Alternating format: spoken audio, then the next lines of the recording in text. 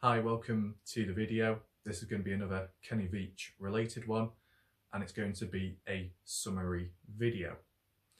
So I do look smaller than usual. That's because I'm on my knees. Get a bit more comfortable. So basically, in this video, this is a summary like what I did previously in the past, but this is looking at a different area. Now, if you want to look at a summary video of the events from Kenny's disappearance to the findings along the way and the resistance faced, top corner of the screen there should be an icon suggesting the video. Make sure to watch that before watching this. So in this one, it's just basically summing up all the details and factors we know of regarding Kenny and his final hike. Now, the reason why this is being done is just to put everything into perspective and sum up, was there something wrong with him or was there not? Just basically showing all the details and making a clearer, understanding of it all. So I guess we'll go into it now and I'll show you the bullet points as well as the links. Okay, so the first key point is Kenny's location and last known contact, which was November the 10th, 2014. If you want a clearer, more detailed look into Kenny's last known location and contact, be sure to check the suggested video in the top corner of the screen right now.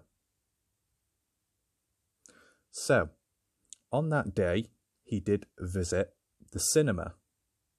We don't know what he was watching or what cinema he attended, but either before or after, he did contact Sharon Pilgrim, ex-girlfriend or so, about going on a hike up to 3 days.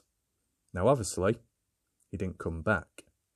So what we need to look at is the key details about the hike and items that were taken with him. So if we look first, key detail, the backpack, question mark. It's unknown whether he took it with him or not, because there's not really been any reports saying he has, and the only thing that has come out of it is claims of a backpack being found. Some people said a group of hikers found his backpack near Area 51, and then some other individual supposedly found an abandoned backpack in Sheep Mountain or something. So that's questionable. The next item, the phone. The phone was taken. Loose change was taken with him, as well as the truck. Now, the reason why I've highlighted these 3 items in orange is because they were all found. The phone was found near the mine shaft, as well as loose change, money, coins, and the truck was found too. Now, I'll get into more depth in a second because there is more links. Additionally, a camera was taken. That's what Sharon Pilgrim said. Not his normal camcorder, but a camera just for taking pictures. And additionally, from the looks of it at least, his gun, his handgun pistol was taken too. Now overall, you can see there is highlights. And if we look up here, the green is safety, orange is found items which were recovered, and then the pink is purpose. Now if we look back at this, so the reason why I highlighted backpack and gun for safety is because let's say the backpack was taken as well. Why do you take a backpack with you? Why would you take a gun with you if you was suicidal? Now, one way of looking at it, based off from what he always has done in the past, he would always take a backpack as well as a gun. A backpack to carry supplies, to carry food, in order to survive, in order to stay alive. The same with the gun. And that leads to the question for protection, because as he said in the past, and as he clearly stated in the M Cave hike video, he takes his gun for protection in case there is, mountain lions and maybe other kinds of creatures as well. And additionally, if you look at one of the videos which Sharon uploaded, he had these snake guards on his leg or so to obviously survive from getting bitten. So you take those into account.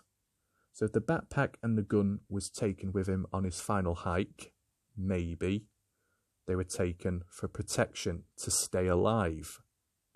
Because that is one way of looking at it, considering he has always done that in the past. So why would it be any different this time?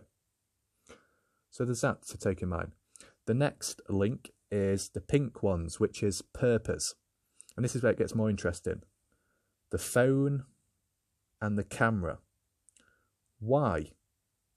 What is the purpose and the practicality, I think that's how you spell it, of taking those items? Because if you look at it this way, what use is a mobile phone when you're out in the desert, when there's no signal, you can't message anyone, you can't use the internet, you can't call anyone? It's pretty much useless.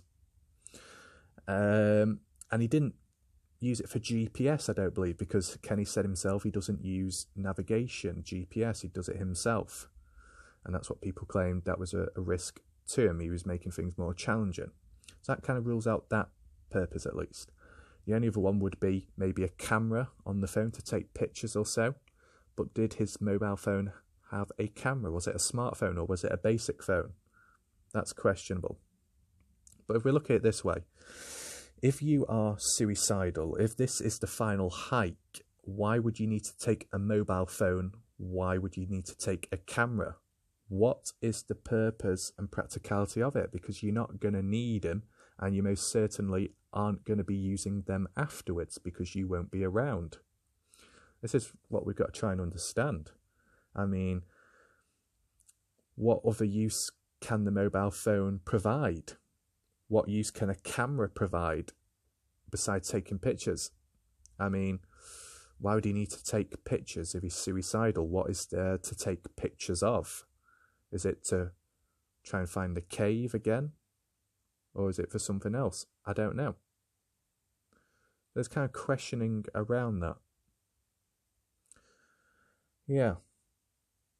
Now, if we look further down, spirituality and awakening, that's another key point to take in consideration.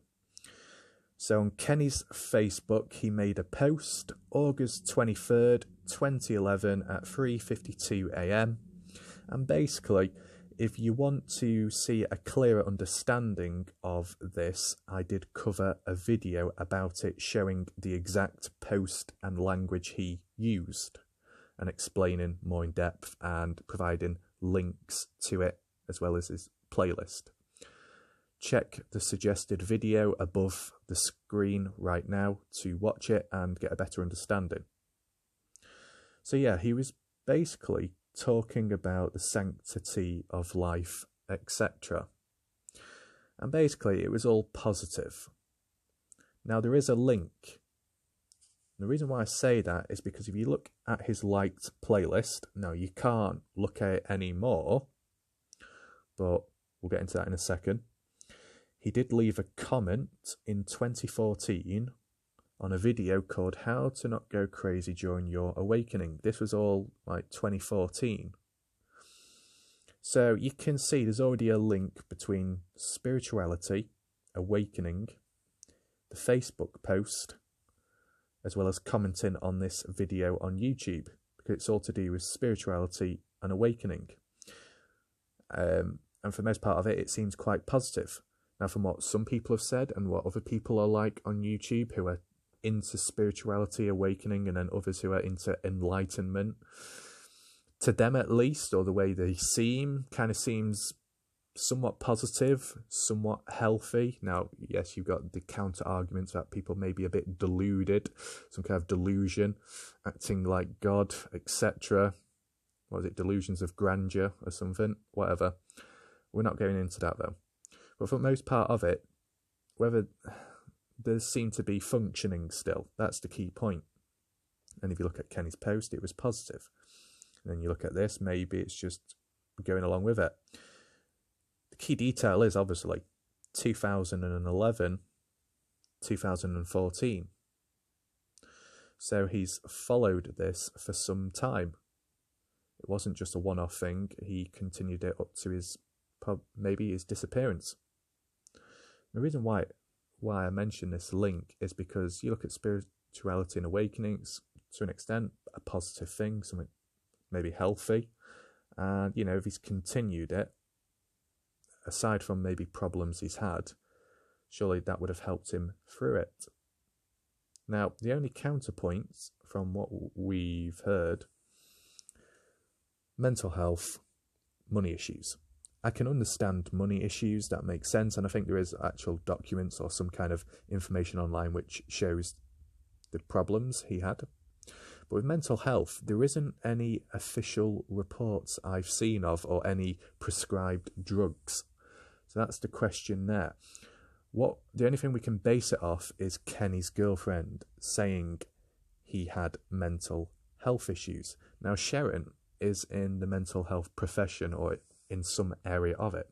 So in a way, you could understand and say, okay, it makes sense. That person knows what they're talking about because they're involved in it. But then equally, if this person who acts professional ends up saying to Kenny, don't pull a Robin Williams on me, a little bit insensitive, a little bit inappropriate for someone in a professional situation. So yeah, there's that to take in mind. And I think additionally, just not seeing really any official reports. And Sharon herself said not fully sure whether he did commit suicide. So if a mental health profession person is suggesting that Kenny committed suicide, but they're not for certain, it means, you know, there's uncertainty, lack of confidence. So there's that to take in mind. So, run from the top, last known location and contact, the details of the items taken and retrieved, and the question into why they were present at the time. His involvement in spirituality and awakening in a positive and somewhat healthy way surely would have been a good thing for him. And yeah, I think that basically sums it all up. I don't know really what else I can link it with. I just think the phone and the camera is interesting because why would you need to take them if you ain't going to be using them afterwards? And because, like with the phone, certain features and functions aren't available, what else can you do with it? Now, one thing I'd like to link onto before I end this video is the phone. Now, obviously, we've linked it here in orange with the items that were retrieved, but the phone itself found near the mine shaft. Now, if Kenny said, which I think he did, that he didn't want to be found, why would you take a phone in the first place? Maybe he dumped the phone by the mine shaft and then went on elsewhere. But why would you need to take the phone to begin with? Because it's like a starting point, at least, to hint at where he may be roughly. Because obviously they tracked the phone and found it. If Kenny didn't want to be found, then why take the phone to begin with? Because, you know, let's say someone did manage to find Kenny's body, supposedly, and they used that last known location of the cell phone and then proceeded onwards to look roughly. You know, Kenny didn't do a good enough job, if you're thinking like that. Surely, if you want to reinforce and definitely make sure you're not going to be found and no one has any clue or idea where your intentions are and where you're heading out, then surely you would make sure not to take anything with you. That's the way I see it. You want to try and leave as minimal trace as possible. So there's that. So you got the phone. And I guess the only other link would be the phone and loose change, because both of them were retrieved, but they were also found in the same location.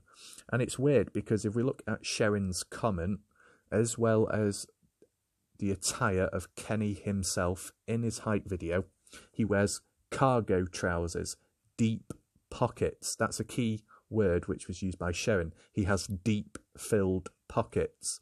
If that's the case, how can his mobile phone, how can his loose change fall out of a deep pocket? So that's kind of questionable, I guess. You know, if it's a deep pocket, it's not going to slip out. And if it's got buttons on or a zip, obviously it's going to stay in unless it's taken out. Now the question is, if he was to take his phone out, why would he need to take out his loose change? What's the point of that? You know, if it's just a phone, okay, but why empty all your pockets? So yeah. Okay, so that basically rounds it all up. Reason why I wanted to do it is because I've done summary videos in the past, and I feel whilst you get all these findings and theory videos pointing stuff out, it's always good along the way to summarise it and then move on with the next stuff. So then there's kind of like timestamps throughout the progression, so it's easier to understand and follow along the way, and almost like a reminder as well. So that basically sums that up. I don't know what video I'll do next. Maybe it'll be the Scott Natal one or something. But I think for now, that's me done. I've got pins and needles in my leg and my legs are fucked. So yeah, goodbye.